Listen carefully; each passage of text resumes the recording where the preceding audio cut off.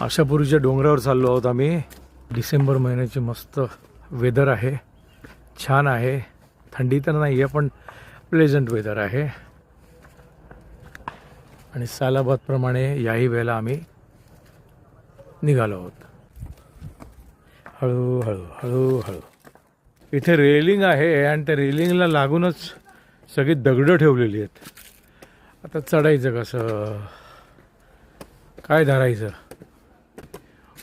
दमछाक करणाऱ्या पायऱ्या आहेत.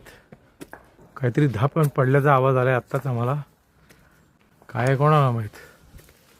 आणि हल्ली इथे बेबळे फिरतात असं मी ऐकलेलं आहे. अरे बापरे, कौन है भाई, कौन है?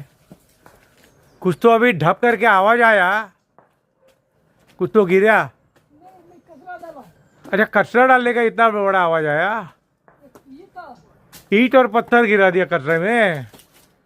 अच्छा अच्छा, ओके ओके ओके. हम डर गया. अभी इधर क्या है, वो बिबड़े फिरता है ना, बिबड़िया, वो वाघ जैसा रहता है, तो हम लोग डर गया.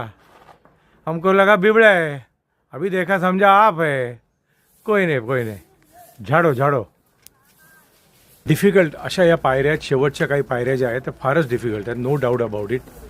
भले भले थकतील, माझ्यासारखे पण थकतील. तर हिचं काय, हे बघा काही पायऱ्या उरलेल्या आहेत आणि आम्ही आता वरती ऑलमोस्ट चढून आलेलो आहोत.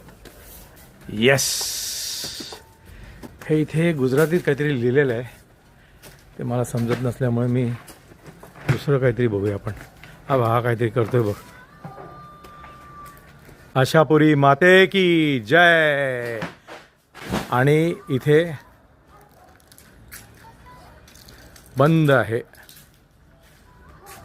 सनसेट बघा, वा, असाला जातोय सूर्य आणि अतिशय सुंदर दृश्य दिसतंय इथे.